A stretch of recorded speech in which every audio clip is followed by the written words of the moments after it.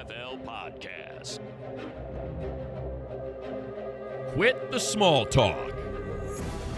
Welcome to another edition of the Around the NFL podcast. My name is Dan Hanzus. I come to you from a virtual room filled with some heroes: Marc Sessler, Gregg Rosenthal. Oh boys, I got some developing news. Ooh. Developing news. Right out the gate. I'm waiting for some sound effects. Oh, here we go. Love this song. You know, it's been a while since the Around the NFL podcast has been recognized in the market. The recognition has arrived in a big spot. Run that again, Ricky. We want that. We want that underneath. We want a long bed of the developing news from NBC with Tom Brokaw. The Synopsis Sports Media Awards 2021. We are nominated, bitches. Best podcast series. How about that? Woo. Well, it's deserved. It's overdue. And if anything, we go in with a bit of a chip on our shoulder because this should have been like our, we should be collecting rings. And it's taken about almost a decade for this to materialize. But I can appreciate it. And Huddle and Flow got nominated as well. Steve Weiss, Jim Trotter for the best new podcast category, I believe. Let's take it. That's it all. That's a category we are familiar with. We were best new podcast in the sports division for Apple Podcasts way back in 2013. But now, Greg, now it's best podcast series. And here's who we're up against. Digging Up the Past with Christopher Russo, the Mad Dog himself, SiriusXM. Golf's Subpar. Yeah, Subpar is right.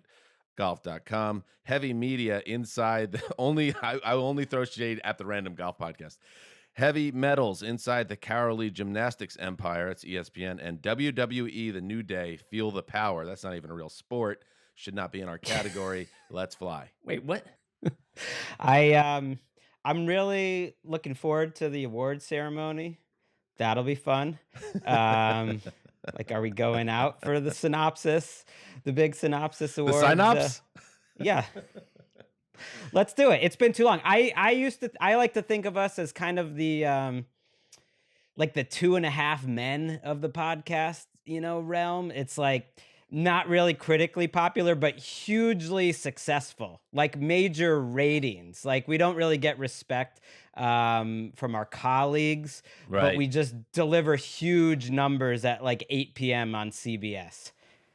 That's us. Kind of so like this is nice. It's a nice change of pace. Show Jackass or something. Like we are appealing heavily to a certain subset of people. I couldn't think of that other one where they're scientists. That's what I was really going for. No, Big Bang Theory. Yeah. I don't know where the Jackass that's different, Mark. But I know what you're saying, Greg. It's like kind of like the TV shows I've never ever want to watch in my entire life. So if that's who we are in the podcast game, it's kind of a rough sitch in a big spot for our show. But some people say, "Oh, it's just an honor to be nominated." Screw that. No, if we don't win, I'm burning this mother down. Okay. All this equipment here that the NFL has provided, it's all going up in flames. No, you have to go in with an axe of fire, and there's a certain element of fury to us at this point. Again, we should be winning our 6th or 7th on multiple platforms. This venue, but others as well. So we are taking no prisoners this time. Get a stern email from Rog. He's like, "Hey, bro, I heard you burned all the equipment. You owe us $29,000 and you're fired." And I'm like, "Did you see we got snubbed by the Synops?" He'd understand. He'd be like, "Oh, I see." He would dap me and hug me. So today's show, good one. It happens every year. Now that we're is this the third wave of free agency yet, Greg? When do you graduate from second wave to third wave of free agency? I think this is it. When there's essentially only 1 or 2 minor moves a day, it's died off. We're into the third wave. Okay, so now that we're in the third wave of free agency and the calendar just turned over to April, that's time for the Graybeards. Yes, the collection of, in some people's minds, over-the-hill gang. Players who were once highly sought after and useful players who have yet to find a home, and they do find a home with my team, the Graybeards. And we will unveil. Well, I wouldn't say we'll unveil the roster, because what I'm really the article doesn't go up till Monday. It was going to be Friday, now it's Monday. I just learned. So it's kind of a workshop sesh here, and we have a special guest that I'll get to a little bit later that's going to help me put together the Graybeards, because it's very open. It's very important, Mark, in this process, to not play hero ball when you're putting together the roster. You should listen to other voices, and a lot of things in life. It's smart to hear what other people have to say, and the Graybeards are no exception. Well, it's a collaboration, and I'm certain. Well, I wouldn't go that far. That far. It's my show. I'm the okay. star, okay? But I want to use your brain, that big old brain in the Sessler skull. But if we are spending our time contributing and building your article, I'm certain that the byline would at least include like a big investigative report. You know, there's multiple reporters. Oh, you want or at least byline credit? Well, at least at the bottom, we'll say something like Gregg Rosenthal contributed to this article, Marc Sessler and our special guest. If not, then I would have some questions about the ethical nature of your work, your project. All right, how about I make a deal? At the end of the segment on today's show, if I feel that you have contributed in a truly meaningful way, you're getting that tagline. No, Same goes for you, Gregg. That's good. And you can announce those results at the end. Well, I already know how this will go. All right, so anyway, the Graybeards a little later in the show. Before that, though, and good luck, boys, with the sign-ops. I think we've earned this one. It's been a while. 2013, we got the trophy from Apple. That was a big win. Don't know where that trophy is, by the way.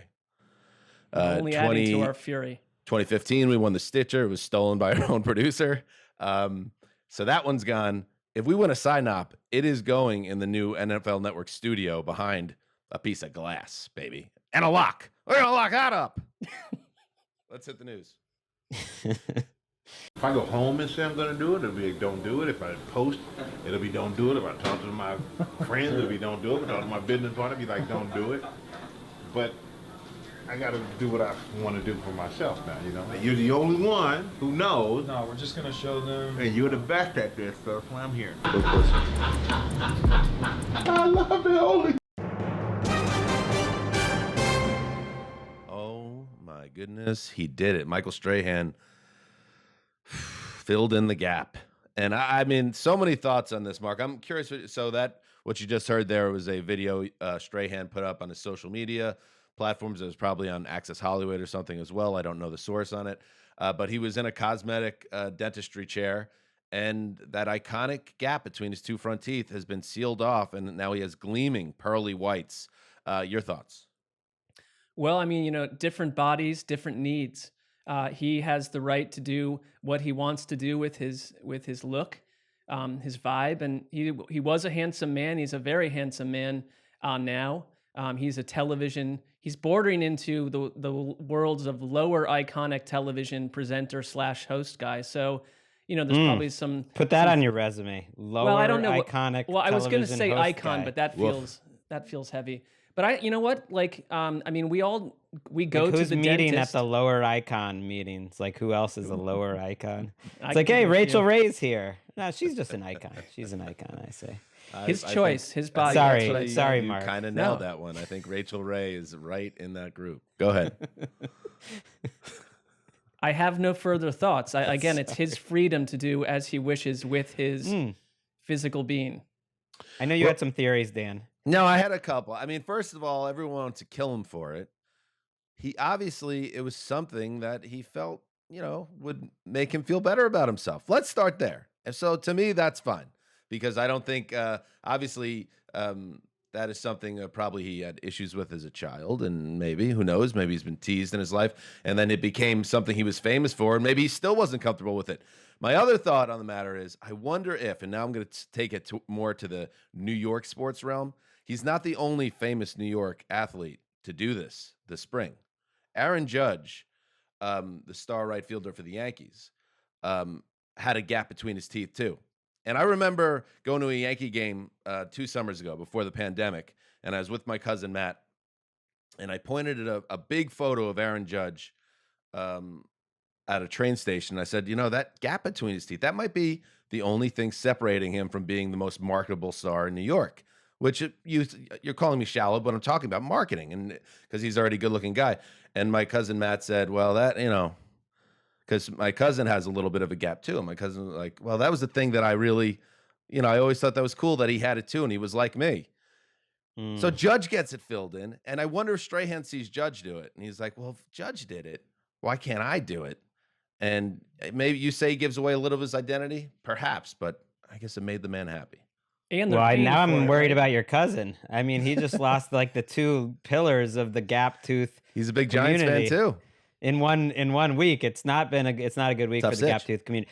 My immediate thought was, did he finally get an offer he couldn't refuse? Because this is all just a commercial. It wasn't made from Access Hollywood. It was a commercial made for that dentist, and it was kind of like a somewhat cheaply made, but it was like a social media commercial ultimately. And just imagine the offers that Mike Strahan has gotten over the years from cosmetic dentists in the New York area over the last 20 years. He said no to all of them. How much, money did Michael Strahan get paid to fix his teeth? What an American dream. I would like some free dental care, much less getting paid for it. I mean, that could not have been a low price. I imagine he got paid an extreme amount of money to do that. And, he maybe feels a little better about himself too. Obviously that's a big factor. I think you're onto something there, Greg. I mean, we did. Well, it is. It was an ad. It was a paid advertisement. I would guess he got millions of dollars for that from that cosmetic dentist dude. It reminds me of when we went to a media summit, an NFL Network media summit a couple years back, and one very famous NFL figure who was notoriously bald for a long time suddenly had a full head of very youthful hair. And I'm sure that it was on TV. We can say it was Deion. He came on TV, and it was a big plot line that year for him. Yeah. And I was literally sitting next to Deion at that summit, which in its own right was interesting. He was like, "Oh, hey, Marc, what's up, bro?" No, he had no idea. He didn't. He was like, "Why is this tech advisor sitting next to me during this thing?" But I could not figure out why he looked so strikingly different to me for the first half of the day, and then I realized that he has somehow suddenly grown an entire head of hair. So the things you can do. Now, there are some things that people do cosmetically, and Dan and I discussed this, that we do not agree with, but I agree with some of these other things. When Deion got his hair done, it wasn't just a little patch up, as Wes was known to say. It wasn't just filling in the power alleys, or he wasn't taking care of a crop circle in the back. He showed up and he was 17 years old again from the forehead up. And I remember being legitimately, blown away by the whole thing. But it's kind of a dream though. Like imagine you have to get to there's certain levels. I would say Strahan is just icon at this point. There are certain, and Deion would be too. Once you get to a certain status, what a dream that you can get paid in incredible amounts of money for your own self-improvement, things that you would normally just have to pay a lot for to improve. That's what they say. When you get rich and famous, that's when you start getting everything for free. When you don't really necessarily need things at the same level. Well, that's something to aspire to, boys. All right, let's do some news. Whenever our guest shows up, by the way, throw him in the room, Ricky. Yeah. I've got a little chip from playing hockey when I was 10, so hit me up. Dentist, the bad boy out of Western there. Massachusetts, the enforcer on the ice, Gregg Rosenthal. You mess with my winger, send Gregg. It's because I was bad at skating, Was that in a rink or like on an actual? If you're a real tough guy, you do it on a no, real it was on a frozen pond. I barely played on a rink. I did not last. By that, I did a little bit of a rink and was like, check please. But I did some pond hockey. The Seahawks have signed Tyler Lockett to a 4-year, $69.2 million contract extension. 37 of that million is guaranteed. So there you have it. Tyler Lockett, DK Metcalf, locked in. Lockett will be 29 this season in September. He went over 100 catches for the first time this year, but he wasn't the same playmaker in terms of yards per catch. That kind of went over to the DK Metcalf side of things. Greg, I guess you can make the case this is a steep price to pay. for Tyler Lockett, especially as we've talked about. This is a team that has a lot of financial decisions to make. But when you have Lockett and DK together, if you're looking for a rock solid 1-2 punch at wide receiver, there are a few that can touch that pair, I believe. Yeah, over 180 catches and 18 touchdowns too for a little guy over the last 2 years combined. I've always thought he's way better than his numbers.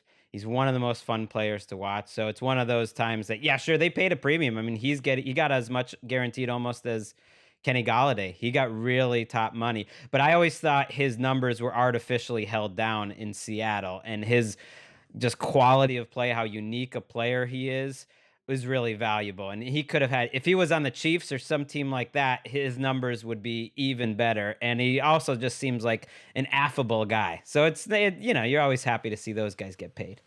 I guess like the question I'd have is just what kind of offense Seattle will be. The let Russ cook era is over, and it ended during the middle of last year. I mean, there's that nugget that Lockett was the #1 fantasy football receiver through week 8 and finished as the 24th because the offense completely changed its identity. So there are like overt mysterious questions about what they'll be come September. I think they're going to go back to being more run heavy, more balanced.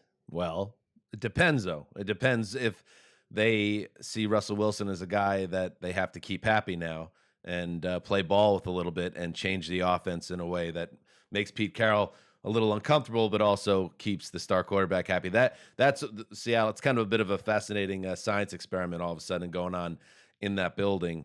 But they literally fired or parted ways with the coordinator that was all about and open to let Russ cook. But they hired a guy that Russ, did. I always thought that's gotten lost in the shuffle here, that he helped interview Shane Waldron, the Rams coordinator. But the Rams do like to run the ball as kind of the foundation of their offense. So we'll see. But if a guy like Lockett's not going to get paid, who is going to get paid? It lowers their cap. Like, he is a homegrown guy. He's timed his stay in Seattle poorly though. He got there right after the Super Bowl appearances. So it's like get Lockett into a Super Bowl.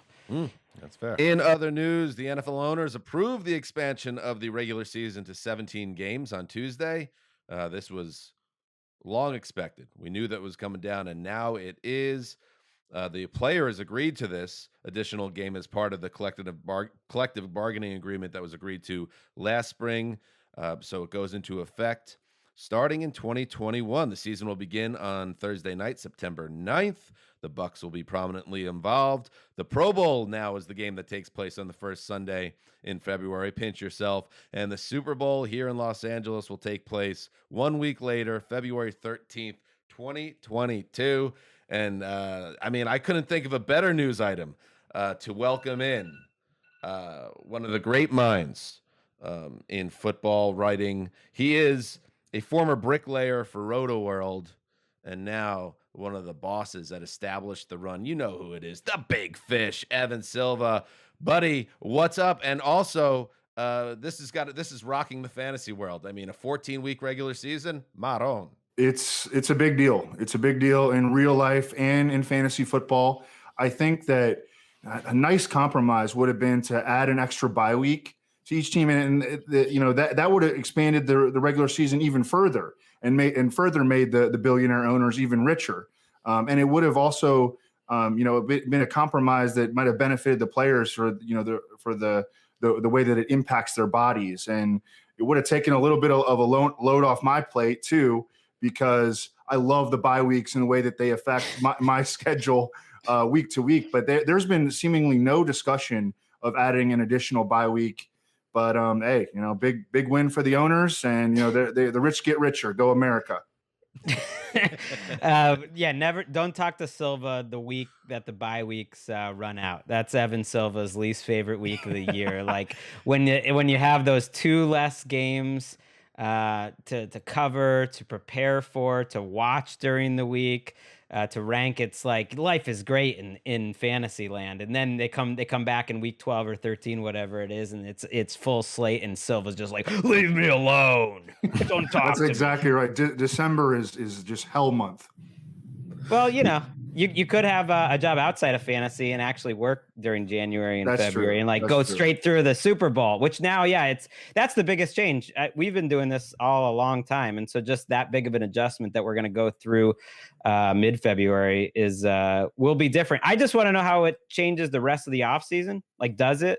How it changes the preseason. The Hall of Fame game, I did check, is scheduled on a certain day, but are they pushing the preseason, which is now 3 weeks, back a week? Or is there going to be an empty week before the regular season starts? That makes more sense to me personally. And are they going to push back the combine and free agency? Because if they don't, that stuff, it already felt like it comes up quick. It's basically 2 weeks to the combine. If it's 1 week to the combine, like that is a different feel to the offseason. They haven't announced that stuff though, so we don't know yet. I would ask you, Evan, though, like from a fantasy angle, what was the first thing you thought beyond your own scheduling? Like strategy wise, does it change anything at all strategy wise? You're just adding 1 week of regular season play.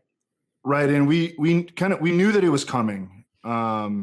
But then it became official, and now I honestly don't know. You know, who's going to make the decisions regarding that are going to be like the big corporations that run the actual fantasy provider sites like ESPN and Yahoo, and FFPC, and that's going to be who makes those decisions, not the fantasy analysts. The fantasy analysts are just going to have to roll with the punches.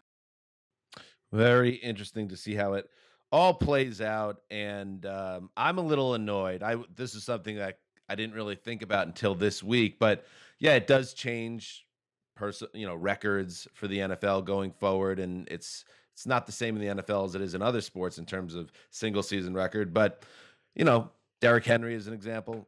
He was the 8th player to ever run for 2,000. 2,000 yards it's not going to be the same anymore, because we've seen plenty of guys, well, maybe not plenty, but run for 1,800 yards in 16. You're going to see more like that. But the one that really annoys me, Silva, and I know you're a curmudgeon and we love you for it, but this is what gets me fired up. That damn Michael Strahan record, the sack record.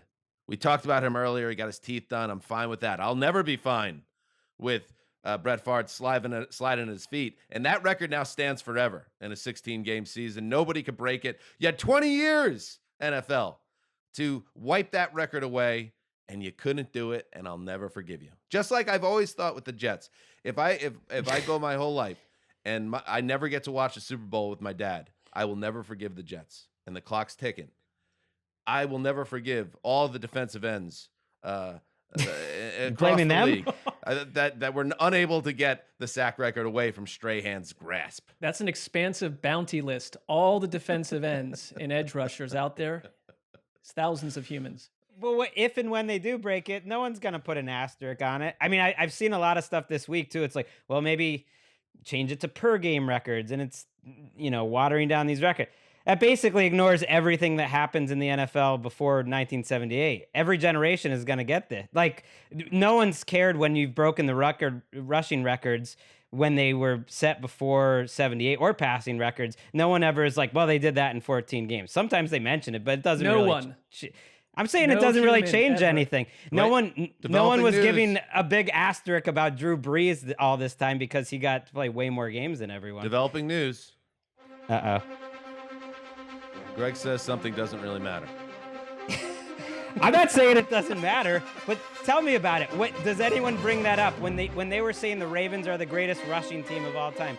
They would give a little pop to the who was it? The Bills or the Patriots? I think it was the Patriots back in the 70s. But ultimately, no one gave it an asterisk that it was done in 14 games. People will be fine. I just wanted to recall that year that Shaq Barrett almost broke the sack record, and Sessler predicted that he would finish with like 4 sacks. Well, there is no end to the things that I've been slightly or vastly incorrect about, but that stands out as one of the shinier mistakes verbally that I've made.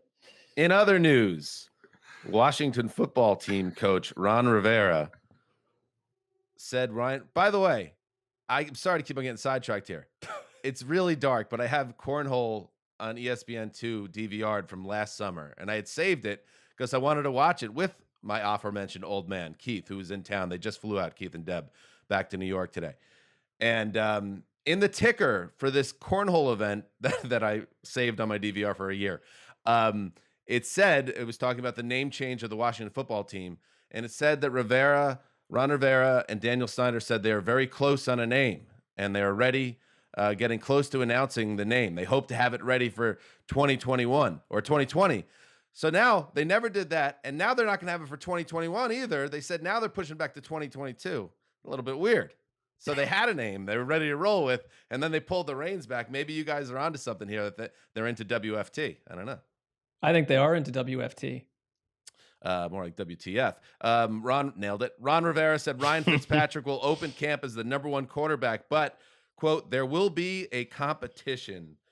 Who will be competing, Mr. Silva, with Ryan Fitzpatrick? They better not pull the rug out on this man. I want to see him start 14 to 17 games this year. Well, Taylor Heineke and Kyle Allen followed Scott Turner from Carolina, and Taylor Heineke played pretty well in that the playoff loss to Tampa Bay.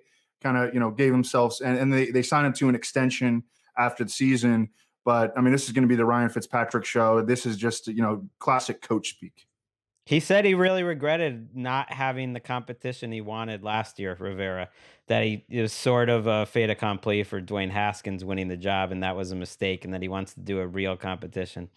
Can you imagine I don't know. a worse guy behind you? If you're Taylor Heineke, who I think is an interesting prospect, but you're going to go through the storm with him to some degree, and you've got Ryan Fitzpatrick on the bench. I mean, it's an unpleasant scenario because the fans are going to be going nuts for the bearded man.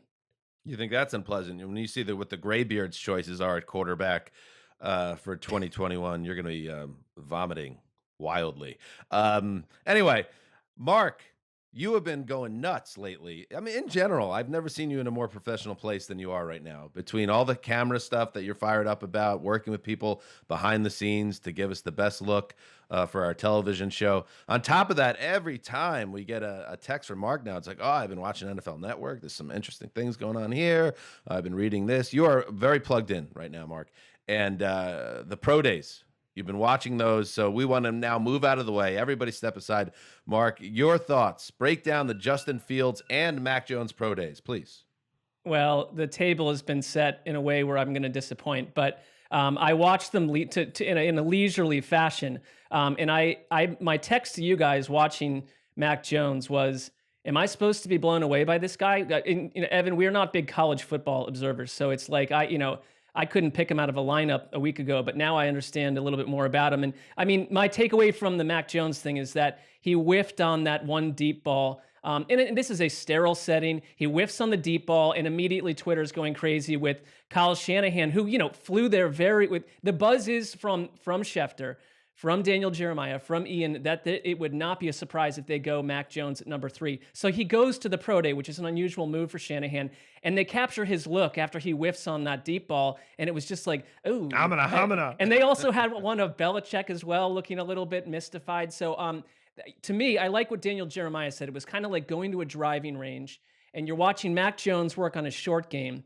but then you go see Justin Fields, and he is just dropping bombs. And I think we can all tell when you watch someone throw who has that special gift. And I get it, it's a pro day, and I'll never forget the way that Wes viewed pro days in general, just sort of said, throw this thing, it is what it is, and let's not overhype it, but he looked beautiful throwing the ball. I thought he did a wonderful job. Also, Mac Jones has my body.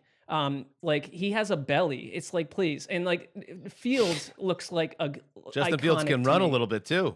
He had a 4.44 40. That's how he started it. Then he's throwing bombs all over the field. And there was one thing, because I have to be honest, with all the stuff that's happened in our lives since the Super Bowl, that I have been a little burnt out. I've just kind of been looking for that spark to kind of get the engine going, okay?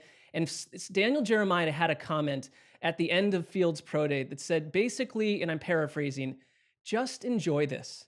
It's like watching an NBA slam dunk competition. It's a pro day. We get it. It's not in a hostile environment. But if you can't watch Justin Fields throwing those passes, and if you can't enjoy it, you got to check yourself at the door. And it honestly was this thing that kind of a light that broke through and made me just enjoy the experience of watching this incredible athlete throwing these passes. I think he's going to be an incredibly fascinating prospect. That's my comments. What do you think, Silva? You've been a draftnik a long time. Is Marc taking your corner?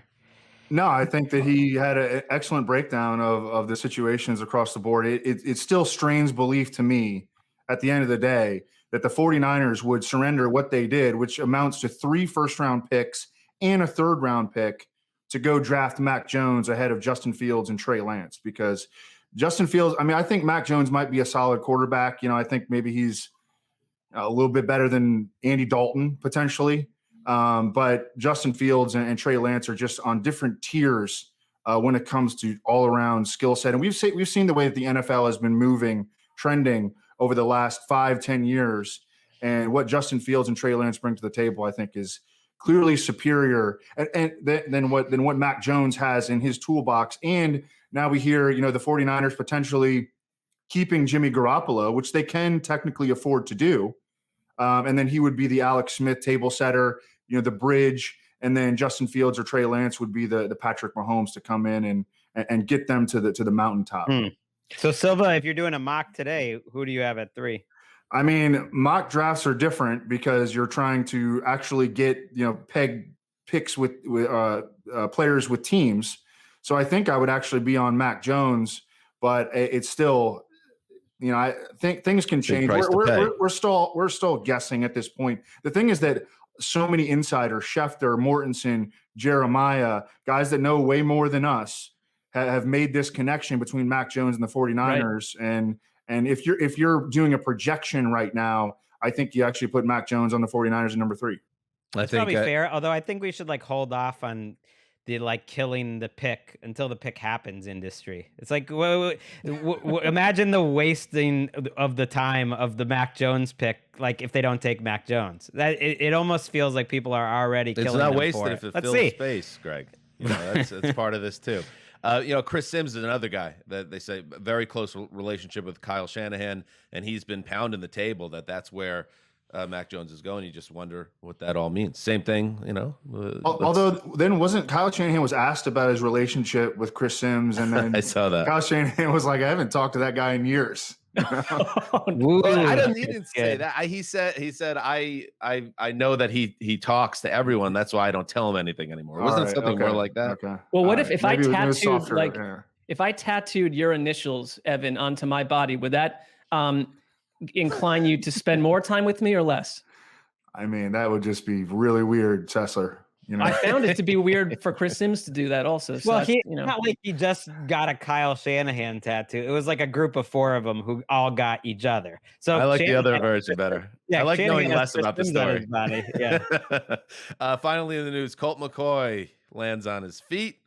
He signs a 1-year deal with the Arizona Cardinals, most recently with the Giants. He's bounced around a lot. Really, the best thing about Colt McCoy is his connection to the Sessler family. Let's be honest with this, and it's the only reason we're talking about him right now.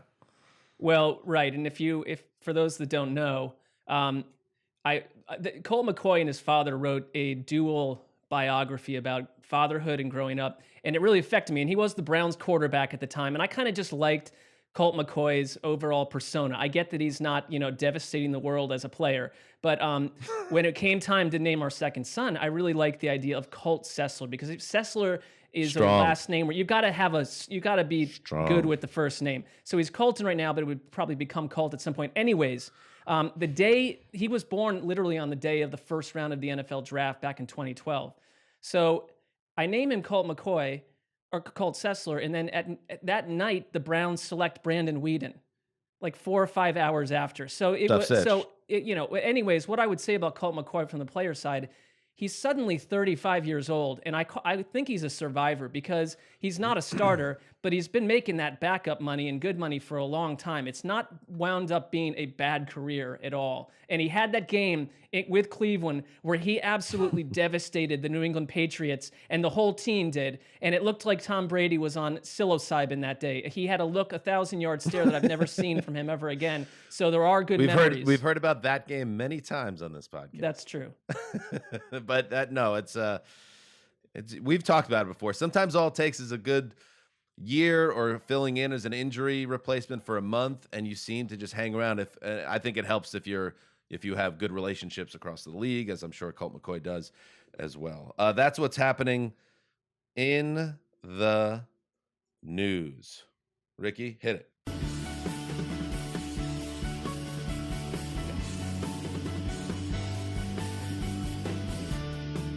Graybeards, we're gonna save the day.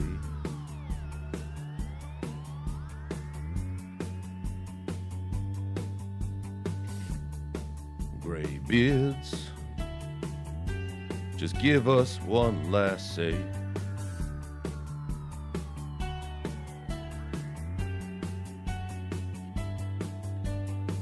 We're here today, gone tomorrow. Will you watch or follow?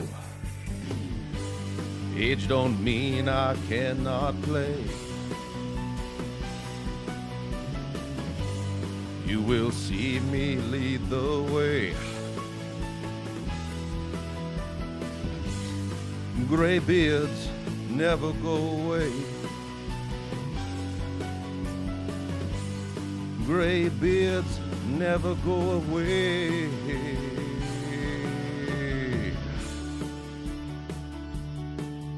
Evan Silva in the house. For the Graybeards 2021. Are you ready? I wanted you to be on for that song. I needed you to be on for that song because I wanted you to get in the headspace. Did you just freestyle that? No, that was well written, written well over a year ago. Not well written, and Ricky did all the instrumentation on it. That's not true, but Wow. I like to do that song because I feel like it gets us in the space because these are players, the Graybeards, who have something left to offer in the NFL. In fact, when this season is over, I believe it ends in mid-June, this upcoming season.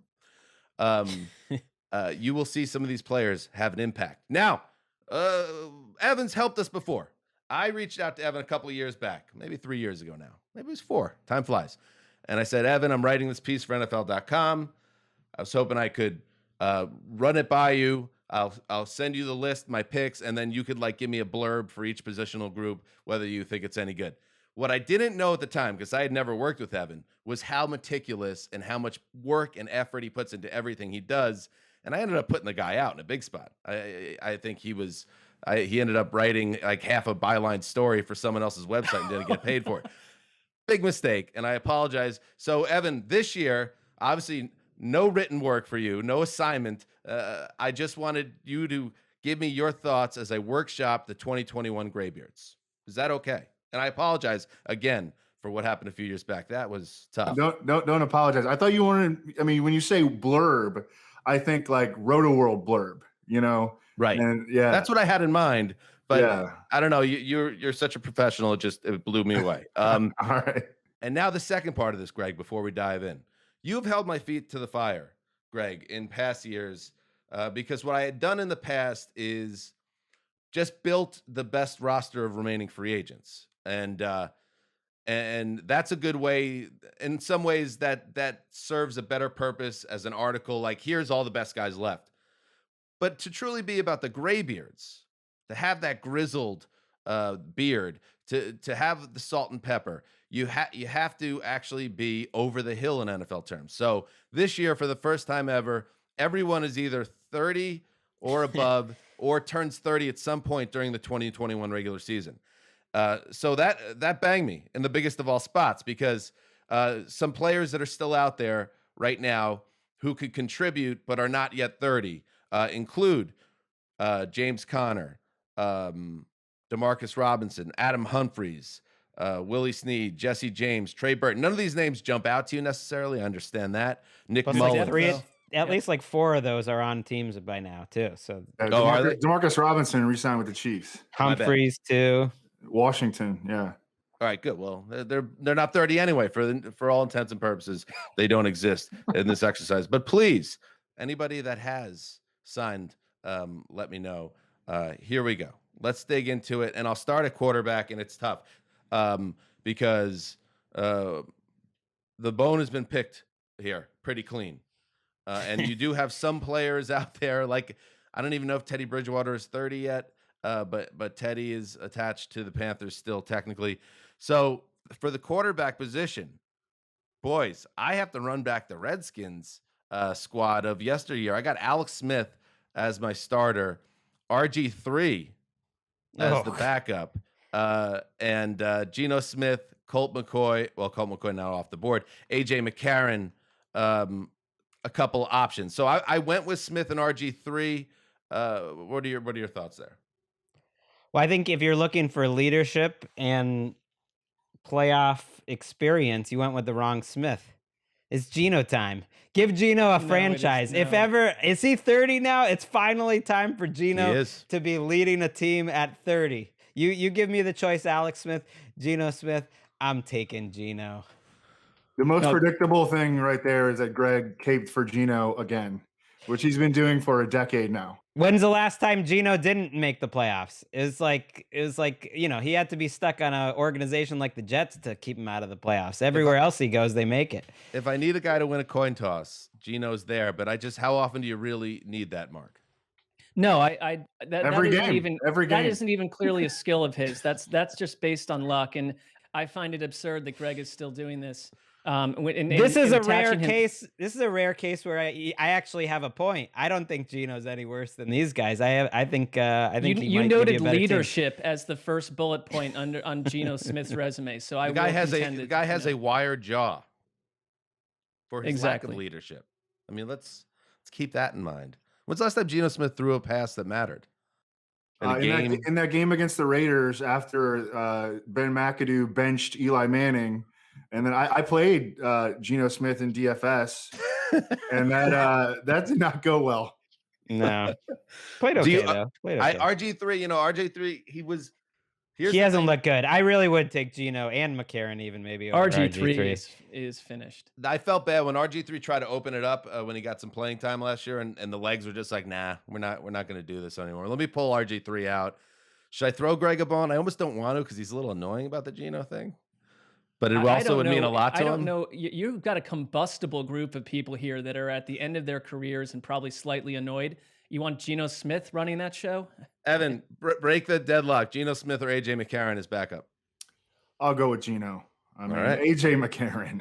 Good for you, Gregg. Yeah. How about that? In a big spot. Yeah.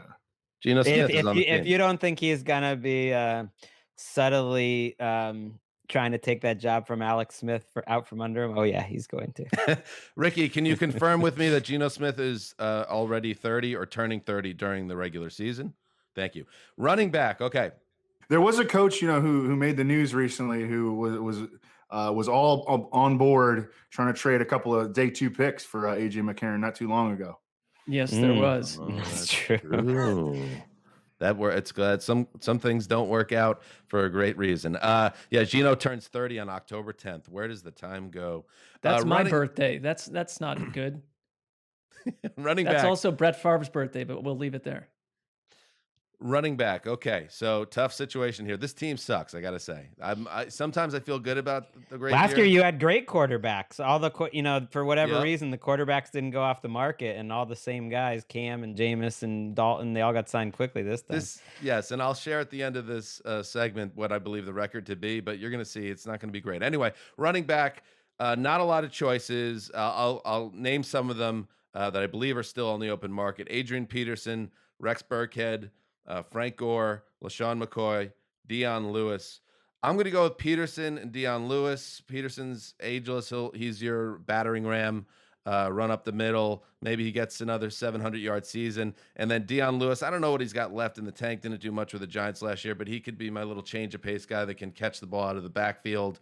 Anybody else you guys see is a better fit?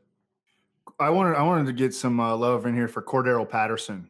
Who remains unsigned. Interesting. Because he's my kick returner. A spoiler alert, but you want to put him in the backfield. Perfect. Well, he's got to be your kick returner. But yeah, I want to give him a full year as a tailback. I remember watching him play at Tennessee, getting like carries from under center, and I mean he kind of looked like Adrian Peterson at times. He's like a taller running back. But I mean you can use him. I mean he fits perfectly with Alex Smith because Alex Smith loves to throw check downs to running backs. J.D. McKissick had games where he caught like 14 passes last year. You used Cordarrelle Patterson as an in-space playmaker, and all of a sudden, like we're cooking with some gas here. Okay, Patterson's maybe the best special teamer of his era. And every team he's on thinks they're going to suddenly figure out the way to unlock him as an offensive talent. We're 0 for 6, but like that, they always think they're going to, and it's always kind of fun to watch it. I'd put him and Gore in the same backfield. You can't stop it.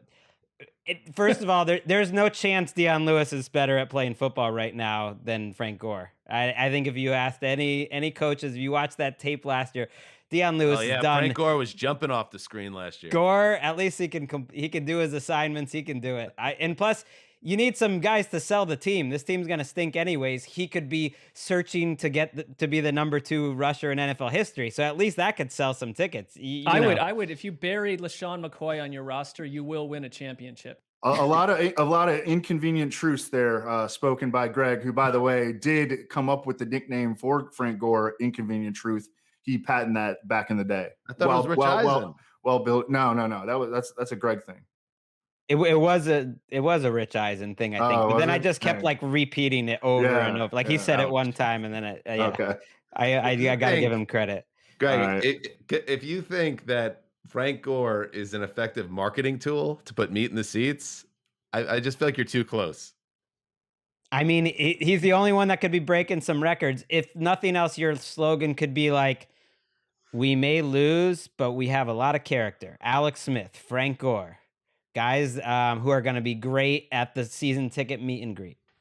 Marc, Adrian Peterson or Frank Gore on the roster? Adrian Peterson. Okay. Well, we could have Frank Gore as like our coach too. I think he'd be a great coach. Yeah. You could have a practice squad. Absolutely. Yeah. Absolutely. At least assistant head coach / running backs at very least. All right. At fullback, I feel really good about this guy. Not a lot of options, unfortunately, and I think I can't put John Kuhn on it anymore.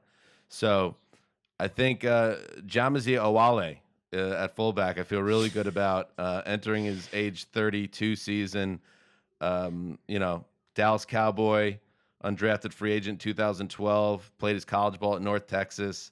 Good dude, and I think he's my fullback. The 2021 Graybeards. We're bringing the fullback back. That's your prerogative, Dan. All right, moving right along. I got Jamazi. Sorry, bro.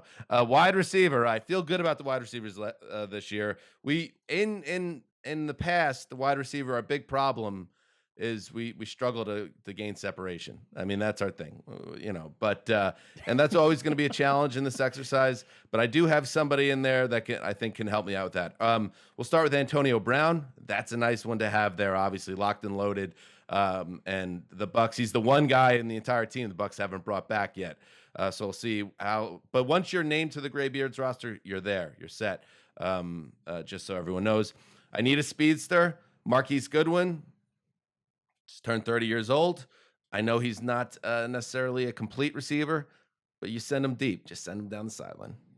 Send him on the jet. And that's what his job is, to spread out the field, hopefully. And then it gets a little tricky. Alshon Jeffrey, Reclamation Project. All right, come on.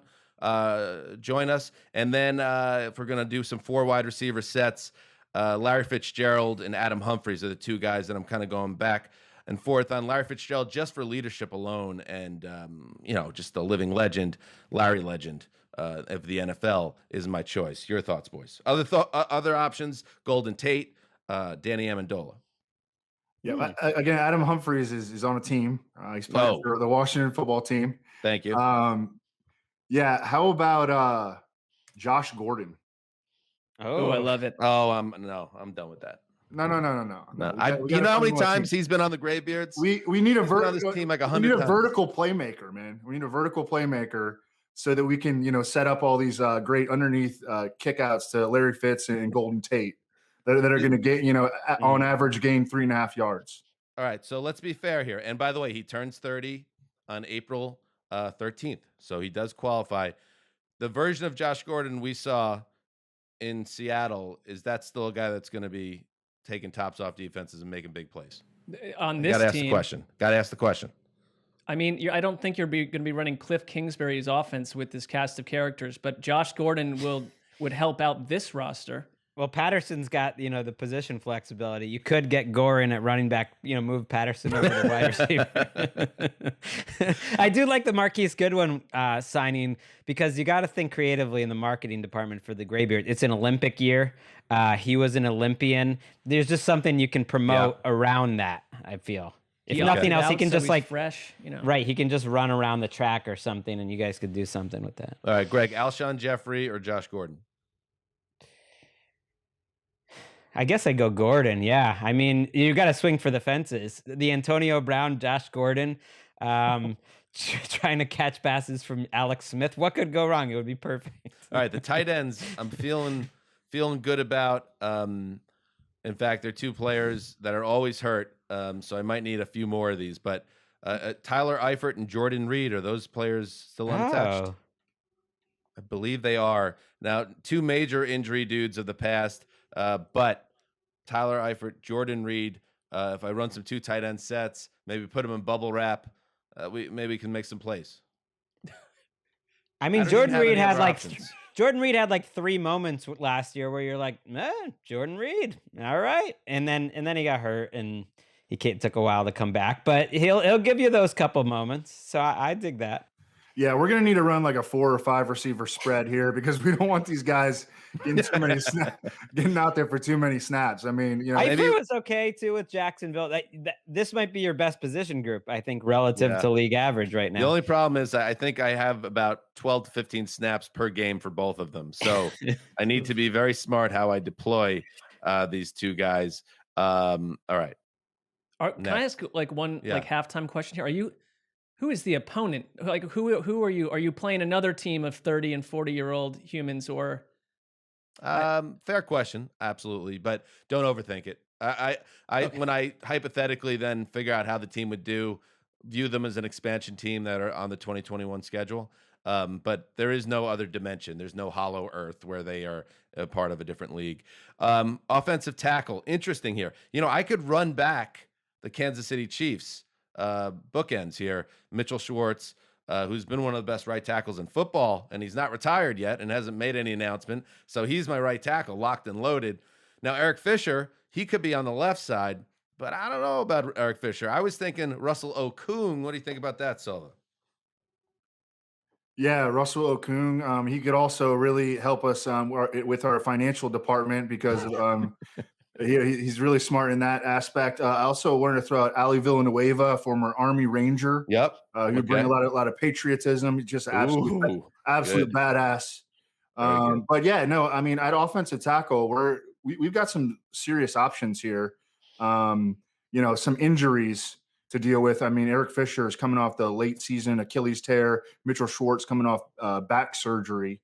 But I mean, if we could get these guys, in the rehab room and get them treated, we might be even to be able to stock some depth if we could stash some of these guys on the reserve pup like the Patriots have been doing for years. Yeah, I think you want to bring Schwartz in. He did that book with his brother Jeff Schwartz. Maybe they start like doing a podcast together. Jeff's been getting into the podcast, the media game. You're not just hiring Mitchell. You're bringing in the whole Schwartz family. Yeah. And Marc, you should know, I'm going to need your help on this one. You're going to have to play the Turk. It's been a nice run for this gentleman on the Graybeards, but Jason Peters, I got to let him go. So you're going to have to let him know that he no longer has a home. I have to tell him. Yes, please. Well, all right, fine. It's not been told to me how much money I make inside this organization to begin with, but that sounds like the least fun task anyone has. On the interior, I got Austin Reeder, at center. He's in the pivot, Silva. That's a little football talk for you. And then I got Layne Taylor at guard. Now, that guy was a week 1 starter for the Packers before he hurt his knee. And then DJ Fluker, get that giant involved in the mix. What do you think about that? What do you think about the interior, boys? Well, Fluker is beautiful. I love Fluker. Was a guest star on a very funny Tyler Lockett video, when he pretended to be Russell Wilson signing, and Fluker played the role of Ciara. So he brings some joviality to the locker room. I like that. All right. Kicker, Dan Bailey. I know he's on the wrong side of things now, but he's been an accomplished guy in the league. Another one to kick the tires on. I'm just going to make a phone call, Silva. Seabass, kick the tires, see how big he is now. I just want to see him. I want to see where he's at physically right now. His last season, he so wanted to retire. You could see it on his face. Well, he ended the season blowing a hamstring, blowing a tire, chasing down a run back. That's a dark way to end your career. All right, let's swing to the defense. This is the best part of the team, and it feels like it usually is. Edge options: Melvin Ingram, Justin Houston, Olivier Vernon, Aldon Smith. Like them all. Can't believe. Can I think so. Yeah, why not? A little depth. Let's do that. That's a good group. What about a guy like Ryan Kerrigan? Is he's still sitting out there? He's still out there too. But I went with these 4. I mean, you could potentially put Kerrigan in there if you want. Interior D-line: Daquan Jones, Geno Atkins, K'Wan Short, Snacks Harrison. I always throw in one X-Jet that I just like, and I don't know if he could play the guitar anymore, but Snacks was a great disruptor in the middle in his heyday. Yeah, we got a lot of depth here. We could run a NASCAR package. Daquan Jones is a good player. I'm surprised he's still unsigned. He's solid. Full disclosure, I didn't really break down like how we're going to play things at linebacker, but KJ Wright at off-ball linebacker. Got Josh Bynes in the mix. LJ Fort, and then an old warhorse, Sean Lee, was somebody I had in mind. Your thoughts? I like this defense. Is Sean Lee a free agent? I forgot about that. You're right. He is, I believe. Yeah. Aldon Smith is also a free agent. Right. Yeah, I had him. You put him at defensive end. Okay. Yep. Now you're looking to win games like 9-7. Cornerback. Now, this has also been wide receiver, same thing. We struggle to get separation. Cornerback, usually we have a lot of concerns about keeping up with speed receivers. The idea of seeing Tyreek Hill on the other side of the field, that's a nightmare for the team. Or really anybody that can run like a 4.7 40. All right. Richard Sherman, nice. Oh, yeah. Like that. Locked and loaded. Welcome to the Graybeards. It's been a long time coming. Casey Hayward, AJ Boye, Josh Norman, Quentin Dunbar. Now, you say Quentin Dunbar may be a character concern. He's had some issues off the field. That's why Larry Fitzgerald's here. He's just going to fix him? No. How you like that? Oh, and I got Brian Poole maybe in the slot. Yep. How about Jason McCourty's out there? I mean, I would maybe take him over. Who was after Sherman? There were some Casey Hayward, AJ Boye, Josh Norman. Yeah, that's too much. I don't like Norman and Sherman on the same team. They sort of, they filled the same sort of role at one point in the 2010s. I want Sherman to be kind of the boss of this room. McCourty, you get the McCourty twins Twitter handle that they share. I don't know how that works, when they're on different teams, but I'd go for that. All right, cool. Safety. All right, I'm gonna have Kenny Vaccaro in the box. I like his abilities there. Free safety. Listen, I'm gonna get a center fielder, and I'm gonna get the prototype. A year away from the game, maybe he's been humbled. Maybe he's making some better decisions in his life. Hopefully, he's stayed in shape. Earl Thomas, welcome back. You're a Graybeard. Yeah, we got half the Legion of Boom here. This is promising from a marketing angle.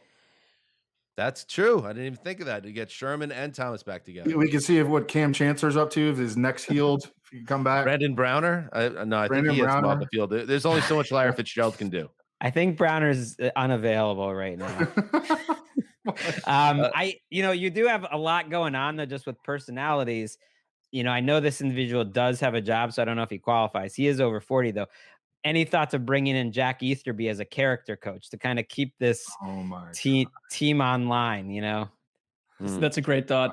You need some like a moral compass. So. Gonna have to draw the line there. Yeah.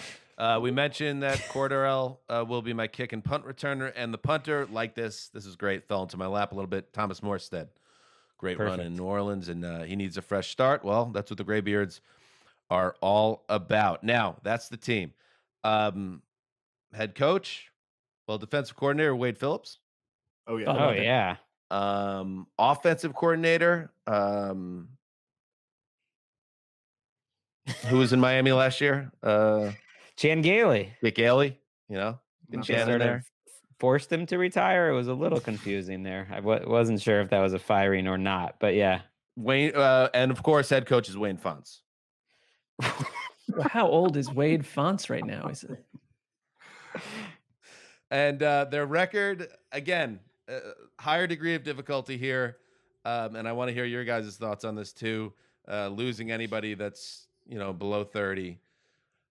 I just think the offense, we're going to really struggle to score points. And I think the defense is going to keep us in some games, but also it's an older defense, so you worry about injury issues. It's a 3-13 team this year. I gotta be honest. What do you guys think? I mean, they could definitely beat the Texans. Okay. Hopefully they're on the schedule. I'm gonna go 1-15. I think. Wait. It's a 17-game season. Excuse me. 1-16. 4-13, baby. Let's fly.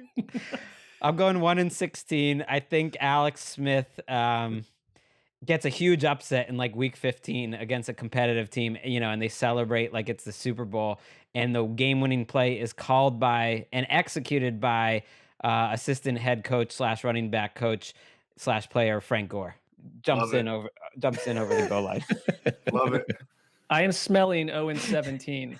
Oh no. Oh no, we're in that territory, you think? You don't think that this team would could make steal them one dub? historically relevant. You think we can't get to club dub just once? I think No. Fonts and you put Fonts and Wade Phillips together. I think you're going to win a lot of games. Wade Fonts, by the way, you look back, he made the playoffs like 4 out of his last 5 years. He's 81 years old. He looks pretty good in hindsight. I'm not He's being flip 81, here. Greg. I'm not being flip. I want to make sure he's alive. Please hold. I just checked this. He is. Yeah, no, I did too before. He is making alive, that and he's point. 81, entering his age 82 season. So, Well, that's like Pete Carroll's around there. He's chewing that gum. I would have loved to hire sideline. Steve Spurrier. I mean, what he did with the Orlando Apollos in the AFL and in the AAF, and I know you guys bashed the AAF. You especially, Zeusser, hated the AAF. I got after the AAF a little bit, and I apologize because I know it meant a lot to you. It meant a lot to me. Yeah. Silva stood up in a menacing way and considered throwing a shrimp cocktail at Dan in a I think he was going to throw me through the plate glass window of St. Elmo. athlete. But you know what? The AAF, that was an incredible 7-week run. That's anyway, those are the Graybeards. Appreciate your help, Evan and Gregg. Really good stuff. And Marc as well, of course. I knew that's. I know. Wait, are we Evan, gonna? I was suggesting, Evan, that we should be getting bylines, shared bylines, or at least the thing at the bottom of a big article where it says, X, Y, and Z also contributed. You want the tagline? So you decided you were going to announce at the end of the show if any of us get mentioned? I'm going to say maybe next year.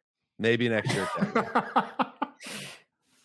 These unpaid internships aren't as Don't tell James PC as they that. used to be. Yeah. All right. Evan, you've said it all. You'll never be there's a reason why you weren't a hit it and quit it guest. We've had hit it and quit it guests. We had one somewhat recently. You are not one of them. Thank you. Thank you. No, thank you. It's always a joy to talk some ball with you guys, and you guys crack me up. So I appreciate it. Appreciate the establish the run background that you made. Yeah, look at the glare. It's horrible. It looks terrible. It's a work in progress. Got to frame it up a little bit. It was a good idea. You sent out for that. That was good. Everyone should check out establish the run with former Roto World Hosses Adam Levitan and Evan Silva. All sorts of DFS stuff. NBA. It's incredible good stuff. site. And if you stay on like a hidden track on an old CD from the 90s, Silva will share his thoughts on Roto World changing its name to NBC Sports Edge. Oh, don't get me started. Don't get me started. Oh no, why not take the most successful web property they've ever had and change the name to NBC Sports Edge? Come on. All right, there goes Evan, and make sure you check out Establish the Run. That's some of the best football writing you will find, and it will win you fantasy leagues as well, and DFS and all that other stuff. All right, we'll be back on Monday with another podcast. Friday, the network show is back. Check that out, 3 p.m. Eastern, noon Pacific. And we will sign off. We always get great submissions from the listeners, sometimes in written form, sometimes audio, and song. Hugh O'Connor, one of our fine listeners. Beautiful song about our podcast and a tribute to Chris Wesseling, which I gotta tell you, the end of the song snuck up and bit me. Good job by Hugh. So check that out. Till Monday, heed the call. It's been 1 week since the flagship show, wrapping up the games and listening to Zolak. 5 days since the Tuesday show, all of our league's news and see who wrote a banger.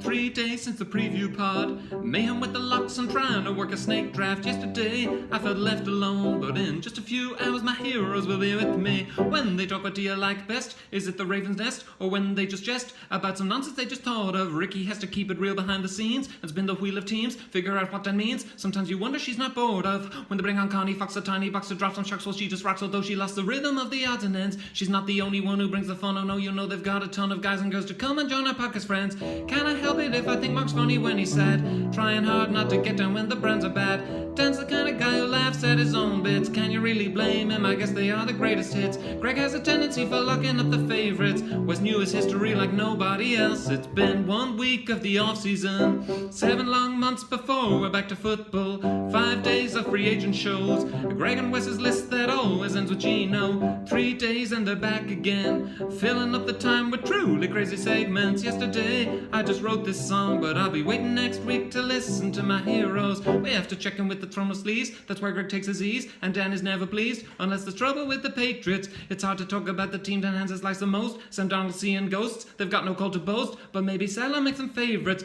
When we talk the Cleveland Browns, Marc's also down no Colt to frown, but the dog pound this year because they finally made the playoffs. Don't forget Rick Hollywood, as if you could, she's doing good at ATL and just as well with Emma on the broadcast. Can we help it if Chris Wesseling is our hero? He fought the Big C tough, he never showed us fear, no. He's the kind of guy who loses iPads in the bath, gave us football takes that always made us think and laugh. He's got a tendency of kicking as a cornhole, and when he locked it up you're never in doubt. It's been 2 months since we lost our friend. I never met the guy, but man, you know we miss him. Show won't ever be the same. There'll always be a gap when Dan starts with "What's up, boys?" I say hey Dan every time. I'm thinking of the mailman wishing he was with you. Chris Wesseling, you'll always be our guy. Heed the call.